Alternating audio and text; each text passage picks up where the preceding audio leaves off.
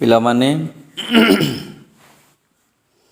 ସପ୍ତମ ଶ୍ରେଣୀର ଇତିହାସର ଦ୍ୱିତୀୟ କ୍ଲାସକୁ ତୁମମାନଙ୍କୁ ମୁଁ ସ୍ୱାଗତ କରୁଛି।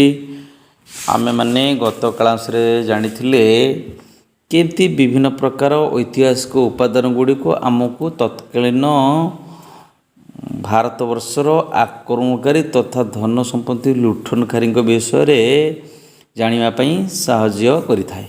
ଆଜି ସେହି କ୍ରମରେ ଆମେ କିଛି ବୈଦେଶିକ ଆକ୍ରମଣକାରୀଙ୍କ ବିଷୟରେ ଜାଣିବା। ଆମେ ଯେଉଁ ଦେଖୁଛେ ଆଫଗାନ ପ୍ରଦେଶ, ଦଶମ ଶତାବ୍ଦୀରେ ଏହି ଆଫଗାନିସ୍ତାନର ଶାସକ ଥିଲେ ସାବୁକ୍ତଗିନ୍। ସେ 977 ଖ୍ରୀଷ୍ଟାବ୍ଦରେ ସିଂହାସନ ଆରୋହଣ କରିଥିଲେ। ତାଙ୍କ ମୃତ୍ୟୁ ପରେ ସୁଲତାନ ମାମୁଦ 997 ଖ୍ରୀଷ୍ଟାବ୍ଦରେ ସିଂହାସନ ଆରୋହଣ କଲେ। ସେ ସିଂହାସନ ଆରୋହଣ କରିବା ପରେ ଗଜନୀକୁ ଏକ ଶକ୍ତିଶାଳୀ ରାଜ୍ୟରେ ପରିଣତ କରିବା ପାଇଁ ସ୍ୱପ୍ନ ଦେଖିଲେ। ସେଥିପାଇଁ ସେ ସମଗ୍ର ମଧ୍ୟ ଏସିଆ ଜୟ କରିବା ପାଇଁ ଚେଷ୍ଟା କଲେ ଏବଂ ଭାରତରୁ ଧନ ସମ୍ପତ୍ତି ଲୁଣ୍ଠନ କରି ନେଇ ନିଜର ଗଜନୀ ପ୍ରଦେଶକୁ ଏକ ଶକ୍ତିଶାଳୀ ପ୍ରଦେଶ ଭାବରେ ଗଠନ କରିବା ପାଇଁ ଚେଷ୍ଟା କଲେ।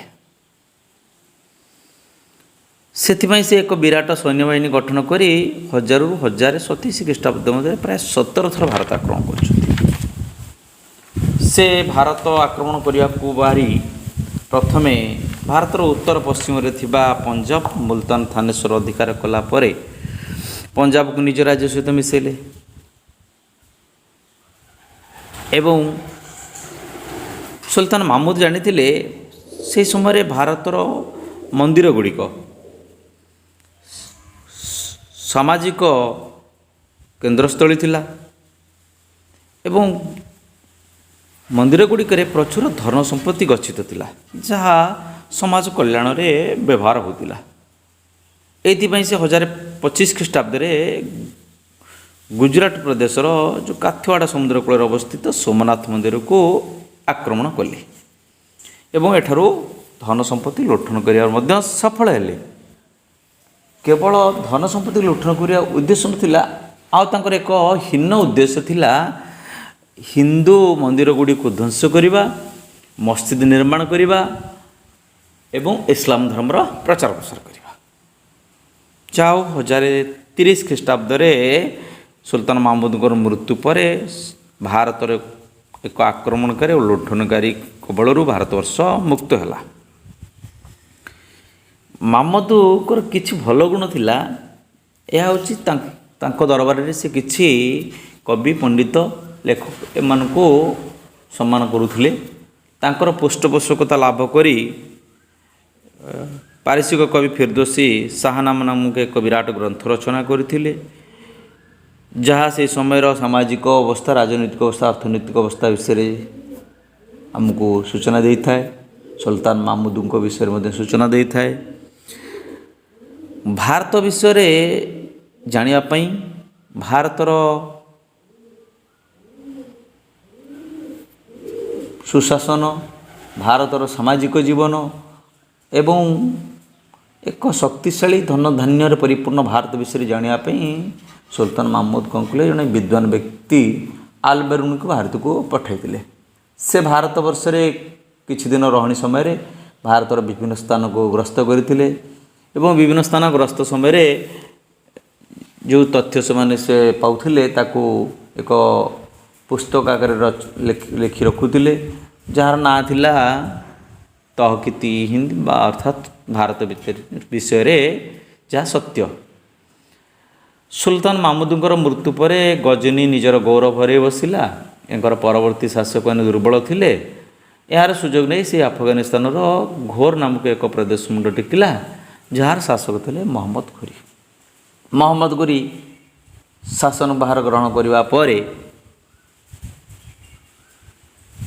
ସମଗ୍ର ଭାରତ ଜୟ କରି ନିଜ ରାଜ୍ୟରେ ମିଶାଇବା ପାଇଁ ଚିନ୍ତା କଲେ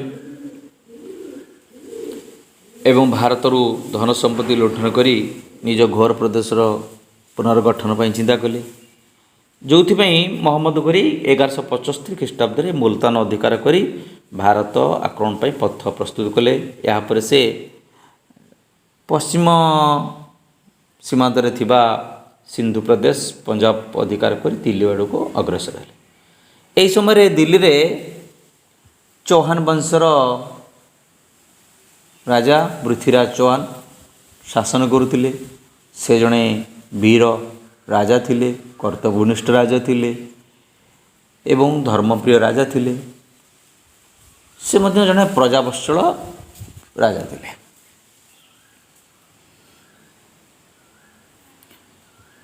ମହମ୍ମଦ ଘୋରୀଙ୍କୁ ପୃଥ୍ୱୀରାଜ ଚୌହାନ ପ୍ରତିରୋଧ କଲେ। ଫଳରେ 1191 ଖ୍ରୀଷ୍ଟାବ୍ଦରେ ଉଭୟଙ୍କ ମଧ୍ୟରେ ତିରୋରୀ ନାମକ ସ୍ଥାନରେ ଯୁଦ୍ଧ ହେଲା। ଏହାକୁ ପ୍ରଥମ ତିରୋରୀ ଯୁଦ୍ଧ କୁହାଯାଏ। ଏହି ଯୁଦ୍ଧରେ ମହମ୍ମଦ ଘୋରୀ ପରାସ୍ତ ହେଲେ ଏବଂ ପଳାୟନ କଲେ। କିନ୍ତୁ ସେ ଏ ଯୁଦ୍ଧର ପରାଜୟକୁ ସେ ଭୁଲି ପାରିନଥିଲେ। ଏହାର ପ୍ରତିଶୋଧ ନେବା ପାଇଁ ସୁଯୋଗ ଖୋଜୁଥିଲେ। ଏଣେ ଭାରତବର୍ଷରେ କ'ଣ ହେଇଛି, ପୃଥ୍ୱୀରାଜ ଚୌହାନଙ୍କ ଉପରେ ଈର୍ଷାନ୍ୱିତ ହୋଇ ପଡ଼ୋଶୀ ରାଜ୍ୟର ରାଜା ପୃଥ୍ୱୀରାଜ ଚୌହାନଙ୍କୁ ସହ୍ୟ ନ କରିପାରି ତାଙ୍କୁ କିପରି ପରାଜୟ କରାଯାଇପାରେ, ସେଥିପାଇଁ ମହମ୍ମଦ ଘୋରୀଙ୍କର ସହଯୋଗ ଲୋଡ଼ିଲେ ଏବଂ ମହମ୍ମଦ ଘୋରୀ ଏ ପ୍ରକାର ସୁଯୋଗକୁ ଅପେକ୍ଷାରେ ଥିଲେ। ତେଣୁ ଏହି ଭାରତୀୟ ରାଜାମାନଙ୍କର ସହଯୋଗ ପାଇ ମହମ୍ମଦ ଘୋରୀ ଦ୍ୱିତୀୟ ଥର 1192 ଖ୍ରୀଷ୍ଟାବ୍ଦରେ ଭାରତ ଆକ୍ରମଣ କଲେ, ଦିଲ୍ଲୀ ଆକ୍ରମଣ କଲେ ଏବଂ 1192 ଖ୍ରୀଷ୍ଟାବ୍ଦରେ ମହମ୍ମଦ ଘୋରୀ ଏବଂ ପୃଥ୍ୱୀରାଜ ଚୌହାନଙ୍କ ମଧ୍ୟରେ ତିରୋରୀ ଠାରେ ଯେଉଁ ଯୁଦ୍ଧ ହେଲା, ଏହାକୁ ଦ୍ୱିତୀୟ ତିରୋରୀ ଯୁଦ୍ଧ କୁହାଯାଏ। ଏହି ଯୁଦ୍ଧରେ ପୃଥ୍ୱୀରାଜ ଚୌହାନଙ୍କର ପରାସ୍ତ ହେଲା। ପୃଥ୍ୱୀରାଜ ଚୌହାନଙ୍କ ପରାସ୍ତ ପରେ ହେଲେ ମହମ୍ମଦ ଘୋରୀ ଭାରତରୁ ପ୍ରଚୁର ଧନ ସମ୍ପତ୍ତି ଲୁଣ୍ଠନ କରି ନିଜ ରାଜ୍ୟକୁ ନେଇଗଲେ ଏବଂ ମହମ୍ମଦ ଘୋରୀଙ୍କର ବ୍ୟବହାର, ମହମ୍ମଦ ଘୋରୀଙ୍କର ଶାସନରେ ଅତିଷ୍ଠ ହୋଇ ଯେଉଁ ପଡ଼ୋଶୀ ରାଜ୍ୟର ରାଜାମାନେ ତାଙ୍କୁ ସହଯୋଗ କରୁଥିଲେ, ସେମାନେ ତାଙ୍କୁ ବିରୋଧ କରିବାକୁ ଆରମ୍ଭ କଲେ ଏବଂ ରାଠର ବଂଶର ରାଜା ଜୟଚନ୍ଦ୍ର ରାଜପୁତମାନଙ୍କୁ ଏକାଠି କରି ମହମ୍ମଦ ଘୋରୀଙ୍କ ବିରୁଦ୍ଧରେ ଯୁଦ୍ଧ ଘୋଷଣା କଲେ ଏବଂ ଉଭୟଙ୍କ ମଧ୍ୟରେ ଚାନ୍ଦେରୀ ନାମକ ସ୍ଥାନରେ ଯୁଦ୍ଧ ହେଲା। ଏହାକୁ ଚାନ୍ଦେରୀ ଯୁଦ୍ଧ କୁହାଯାଏ। ଏଥିରେ ଜୟଚନ୍ଦ୍ର ପରାସ୍ତ ହେଲେ ଏବଂ ମହମ୍ମଦ ଘୋରୀ ସ୍ୱଦେଶ ପ୍ରତ୍ୟାବର୍ତ୍ତନ କରିବା ସମୟରେ 1206 ଖ୍ରୀଷ୍ଟାବ୍ଦରେ ଲାହୋରରେ ତାଙ୍କର ମୃତ୍ୟୁ ହେଲା। କିନ୍ତୁ ତାଙ୍କର ଦୁଇ ଜଣ ସେନାପତି କୁତୁବୁଦ୍ଦିନ ଆଇବାକ ଆଉ ଉକ୍ତିୟାର ଉଦ୍ଦିନ ଭାରତବର୍ଷରେ ରହିଥିଲେ। କୁତୁବୁଦ୍ଦିନ ଆଇବାକ ବୁନ୍ଦେଲଖଣ୍ଡ, କାଲିଞ୍ଜର, ମାହାବାଦୀୟ ଅଞ୍ଚଳ ଅଧିକାର କରି ସେଠି ଶାସନ କଲେ। ଉକ୍ତିୟାର ଉଦ୍ଦିନ ବଙ୍ଗ ଓ ବିହାର ଅଧିକାର କରି ଶାସନ କଲେ, ଯାହାର ଫଳ ଭାରତବର୍ଷରେ ବିଦେଶୀମାନେ ଶାସନ କରିବାର ଏକ ପଥ ପରିଷ୍କାର ହୋଇଗଲା। ପିଲାମାନେ, ଆମେ ପରବର୍ତ୍ତୀ